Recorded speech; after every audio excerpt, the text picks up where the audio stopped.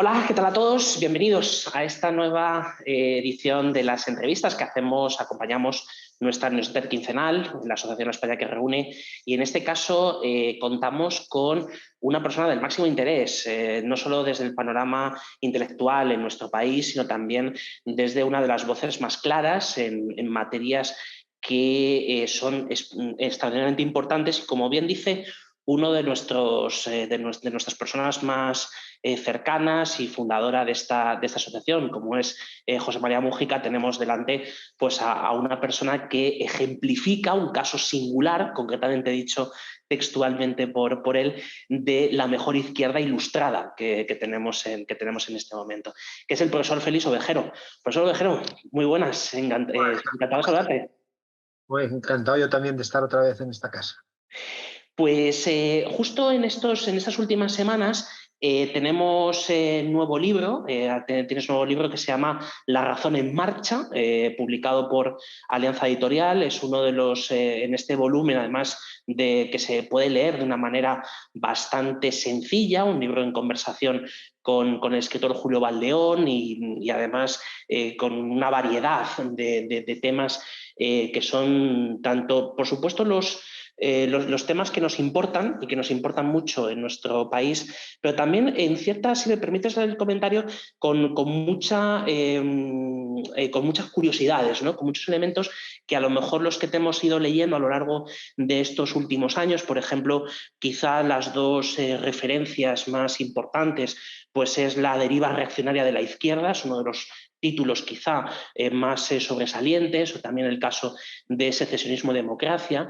¿Qué destacarías, Félix, de este nuevo libro, no tanto en su concepción y un poco en estas primeras semanas, ¿no?, que está en el mercado? ¿Cuáles son qué sensación y qué feedback, ¿no?, como se dice ahora, tienes de los lectores y sobre todo de las personas pues, que, como muchos de nuestra audiencia, pues te hemos ido siguiendo a lo largo del tiempo? Bueno, yo creo que ha habido dos sorpresas. Una que a mí me produce cierto pudor, pero bueno, el libro tiene algo de autobiográfico, inevitablemente. Yo quería evitar esa parte. Os voy a enseñar, creo que tengo por aquí un ejemplar. ¿No? Está hecho en el barrio en donde yo nací. Esta foto es en Ajá. el pleno barrio chino, ¿no? La calle está perpendicular porque ahora no había otro modo, porque había allí una gente norteafricanos que estaban ahí, que son quienes lo ocupan ahora. Pues prácticamente no podíamos hacer la foto y nos desplazamos a la calle perpendicular, ¿no? Entonces ha llamado la atención que, bueno, pues yo estoy en un entorno indiscutiblemente privilegiado y de pronto, sobre todo porque me había caído muchas veces el San Benito de los pijos de Ciudadanos. Pues no, yo soy un tipo que viene de fuera de Barcelona. Me acuerdo que una vez le preguntaron a Paco Valladares, le dijeron: ¿y usted aquí en Cataluña, en una emisora, dice, ¿y usted de dónde es? Dice: yo andaluz, como todos los catalanes. Entonces, vamos, yo nací en Barcelona, vine a nacer, quería Fray Luis de León, pero mi familia era muy humilde, vino poco antes del plan de desarrollo. Pues estuve en un piso patera y esas circunstancias, y de pronto una parte de mi entorno se ha sorprendido de esa circunstancia. Y luego seguramente la pequeña otra sorpresa que, bueno, que puede parar, que quizás tiene más vuelo intelectual, y es que yo tenía un relativo trabajo antes de mi aparición, del momento en que doy el paso político explícito. Pues yo con la inquietud política llevaba desde mucho tiempo. Había militado en la izquierda en Cataluña e incluso era una criatura, pero en el tardofranquismo estaba allí en los institutos, me echaron del instituto y esas cosas siendo un crío. Pero sí, entonces de pronto pues había una obra anterior que tampoco, bueno, que alguna tiene que ver y explica algunas cosas que me han llevado a pensar a mí en estas cosas, y mi decisión de dar un paso de mayor compromiso público-político, que tampoco es, o sea, la vida en Cataluña no es fácil, pero yo soy un funcionario del Estado y sería una indignidad olvidarme de la gente a la que han jodido mucho y muy en serio. Ujú.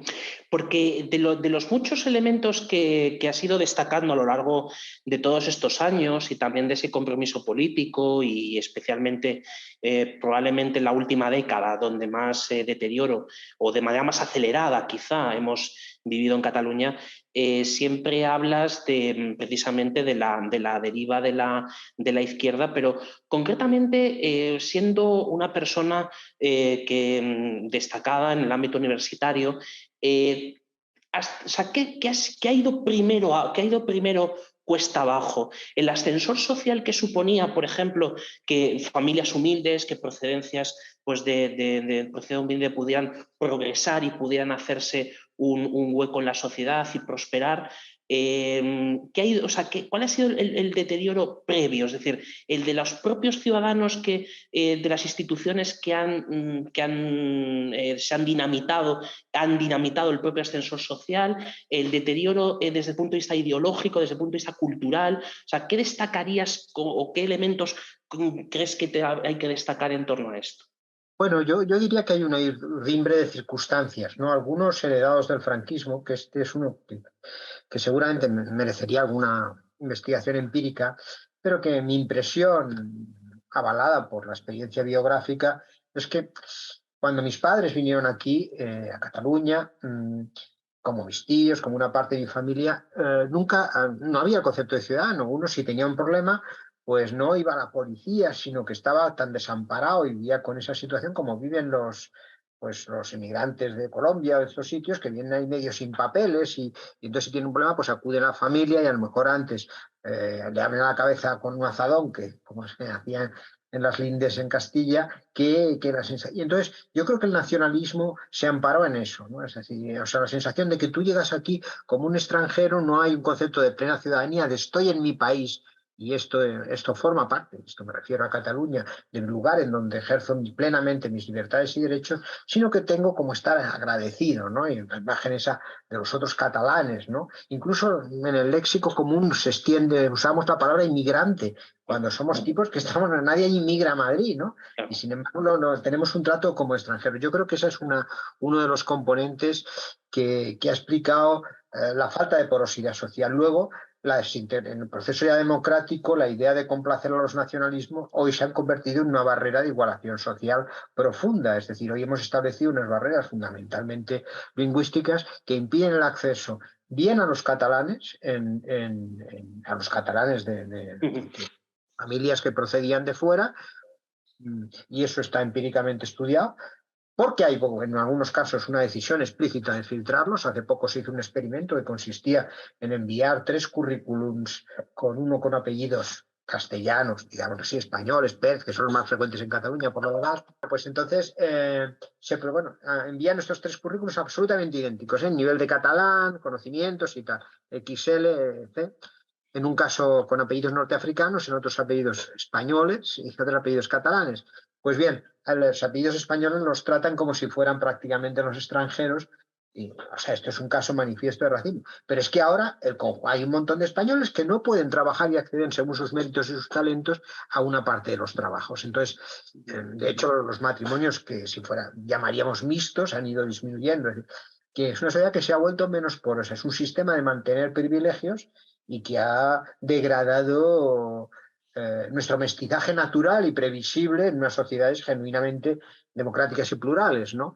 Entonces yo creo que unas cosas y otras se han entramado, y luego una parte importante que no podemos olvidar es que la izquierda, que era la responsable por herencia moral, porque en el fondo había hecho la resistencia a la dictadura con mayor protagonismo, y también porque estaba comprometido en principio con las clases, bueno, más humildes, pues ha abandonado, ha descuidado la defensa, bueno, y de hecho se ha sumado a la legitimación de una ideología profundamente reaccionaria, ¿no? Como es el nacionalismo, cuya idea central es que, puesto que nosotros somos diferentes, es decir, una idea étnico de la ciudadanía, no queremos votar ni redistribuir con vosotros. Yo creo que esos son los materiales, y algún otro más, que quizá ahora se me escape con esta llamada, pero que han contribuido a degradar las posibilidades de igualación social, que un curso natural de igualación social, de reconocimiento de méritos y esfuerzos que una sociedad genuinamente democrática tendría que reconocer.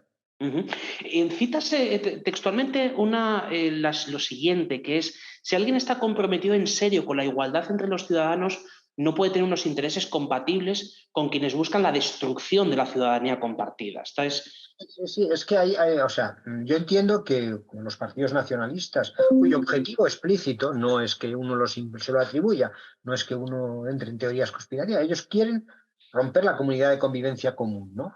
Y su objetivo explícito es ese, está en el programa, construir una nación cultural, puesto que no existe, puesto que España es profundamente, no es tan diversa como se dice empíricamente, eso es sencillamente falso, ¿no? Hay más lenguas diversas en Alemania, en Italia y hasta iría en Francia que en España, ¿no? Pero la idea es construir una comunidad cultural para dar pie a una unidad de soberanía para separarnos del conjunto de la nación política, ¿no? Entonces, es evidente que sus intereses son objetivamente contradictorios con el interés general, porque el interés general les trae sin cuidado, y lo han dicho negro sobre blanco al Parlamento. Quizás si un día tienen que votar en qué piso ponen los lavabos en el Parlamento, pues habrá una coincidencia entre unos y otros, ¿no? Pero solamente este tipo de apoyos circunstanciales. Entonces, la idea de un nacionalismo moderado es una contradicción interna. Un nacionalismo habla de unos problemas que se ha recreado, ¿no? La falta de reconocimiento de Cataluña no se sabe exactamente en qué consiste. Cataluña vivió, los catalanes en general fue una situación privilegiada durante el franquismo desde el punto de vista económico. O sea, en ese momento teníamos una situación, un diferencial respecto al promedio español altísimo, y lo que se ha llamado la negación cultural fuera de los años más duros del franquismo, a partir del 50, pues hay una de publicación, pero la hay porque no puedes publicar a Marx ni en catalán, ni en castellano, ni en braille. Pero eso es otro asunto, ¿no? No es porque haya, fuera de que es pues sí, un Estado como el francés tampoco te permite la educación obligatoria en otra lengua distinta del francés, ¿no? Entonces, lo demás es un proceso normal de construcción que además se corresponde tradicional históricamente con los movimientos revolucionarios, tanto aquí como en América Latina, es decir, la búsqueda de una lengua común en la que todos los ciudadanos se puedan entender, que es la lengua de la ley y que le permite salir de su terruño. Esto los curas lo dijeron bien claro en el caso del País Vasco, ¿no? Cuidado que el indio leído, indio perdido, ¿no? Decían en el caso. Entonces, ese era un problema. Entonces, esta idea de una falta de reconocimiento cultural es sencillamente absurda, ¿no? Entonces, bueno, eso yo creo que es una circunstancia que no podemos desatender, ¿no?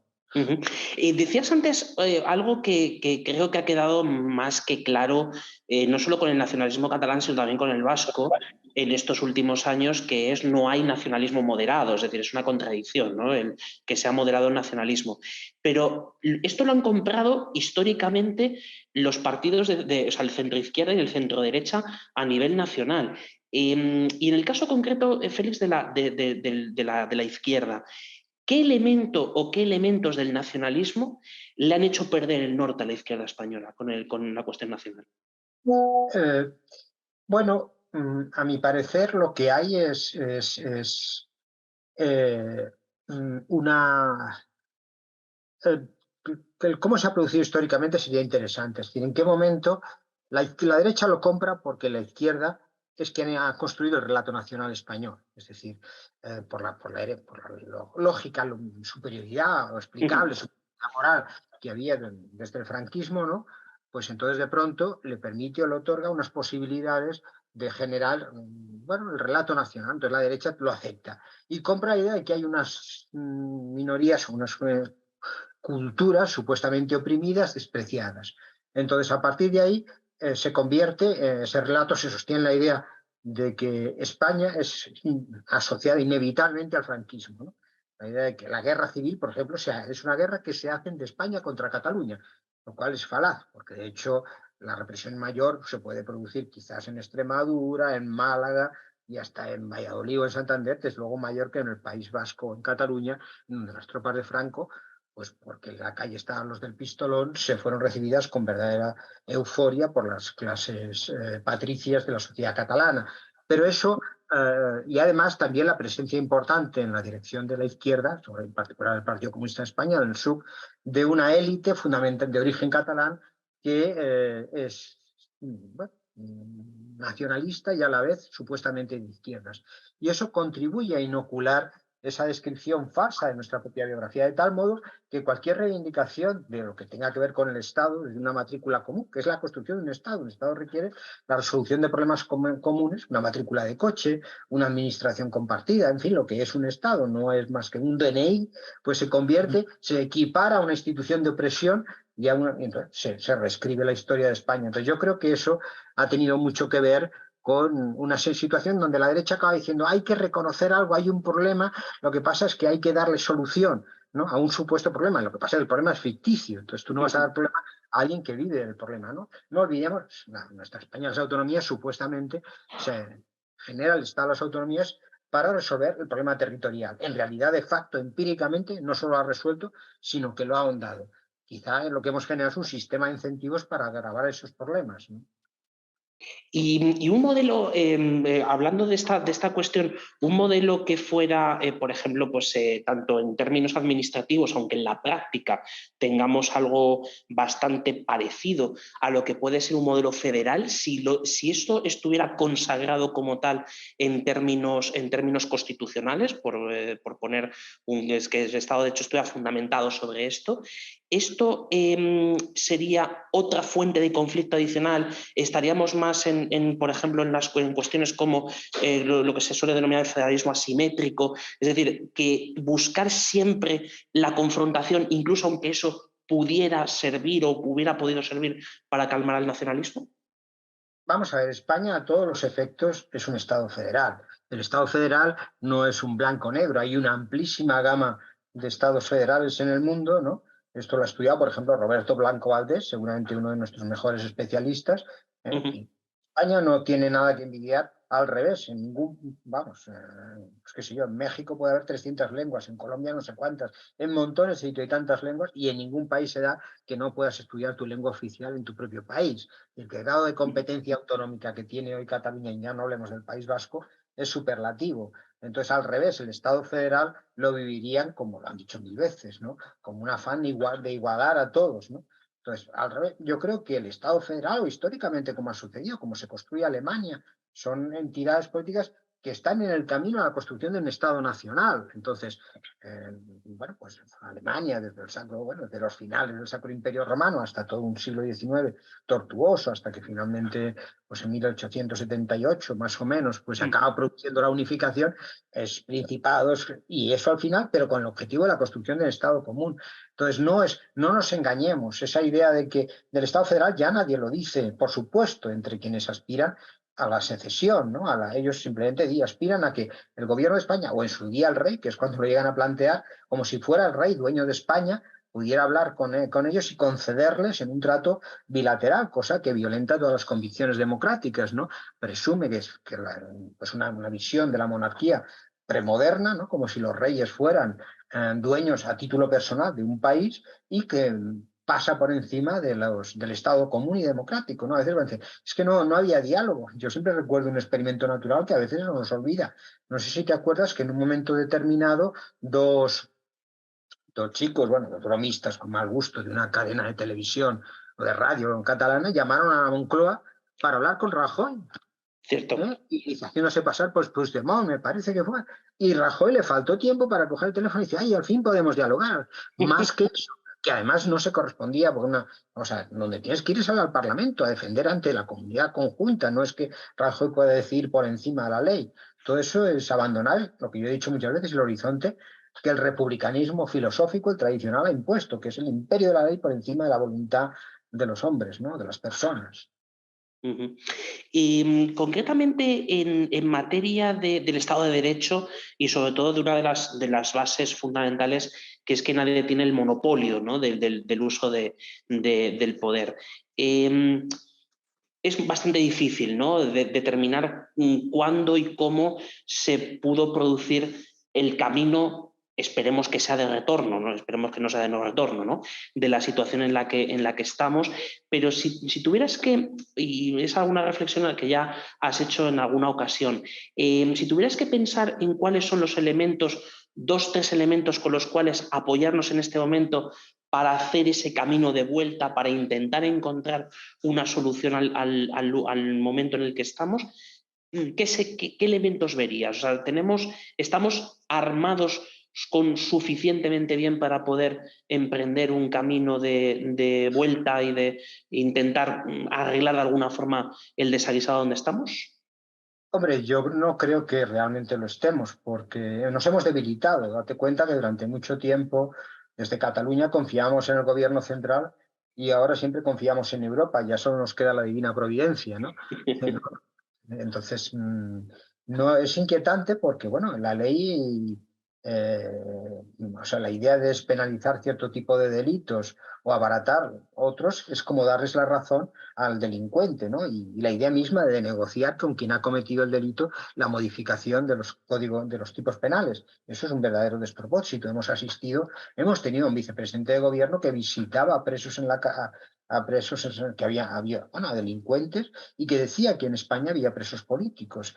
Es que el grado de desmesura ha sido tal vamos, eso se asienta en una presunción de un paisaje intelectual, político y moral profundamente desordenado, ¿no? Entonces eso no lo podemos olvidar, y a eso ha justificado y ha sido el punto de partida para modificaciones legislativas.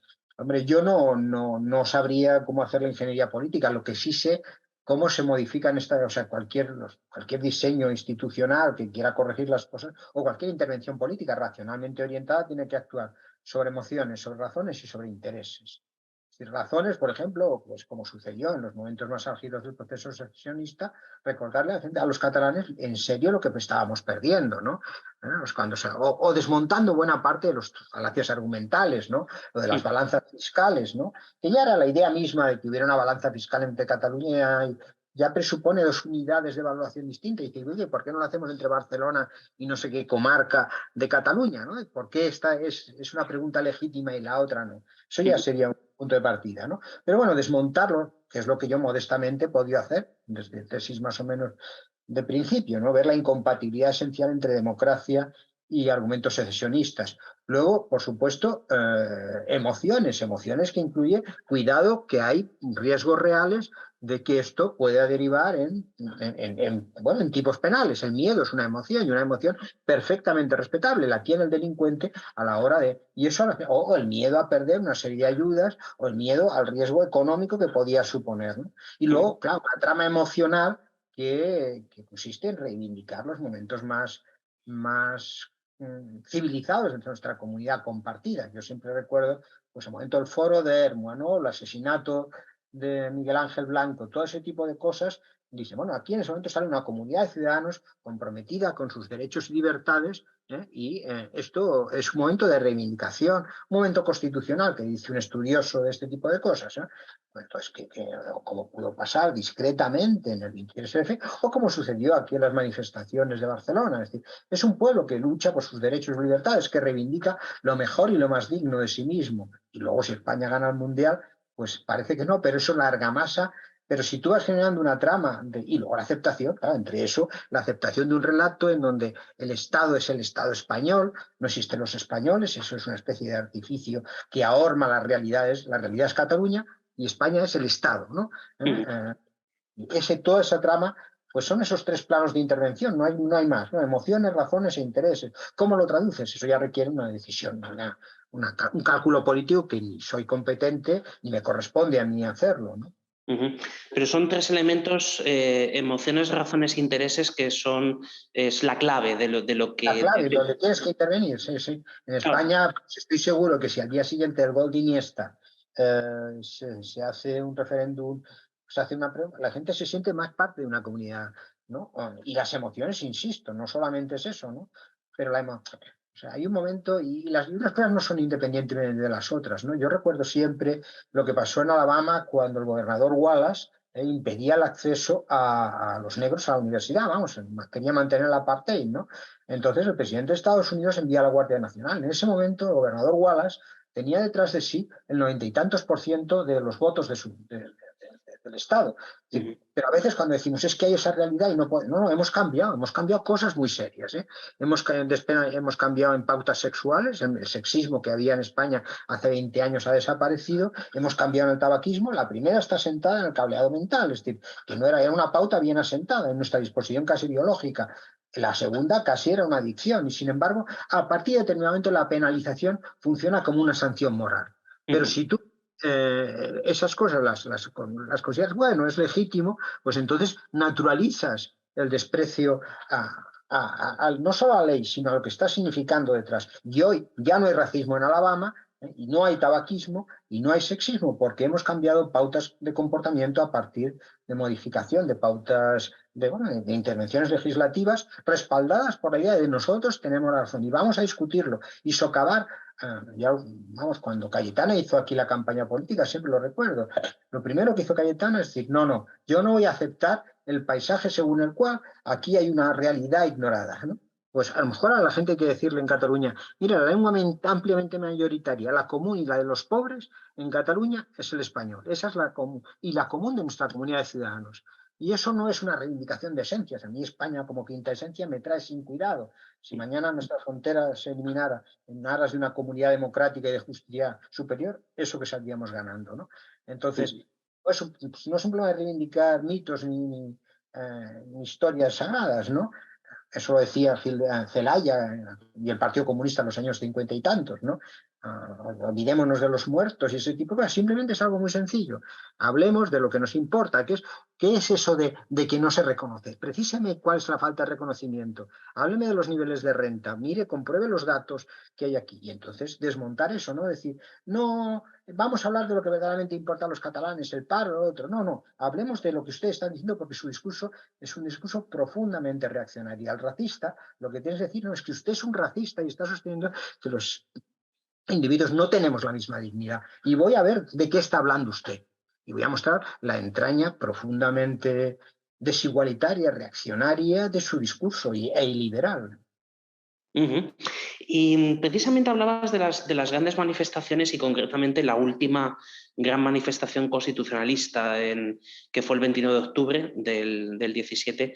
Ahí tienes unas palabras que son bastante importantes, ¿no? Cuando dices, nos une algo muy sencillo, bien fácil de resumir, el compromiso compartido de defender nuestros derechos y libertades.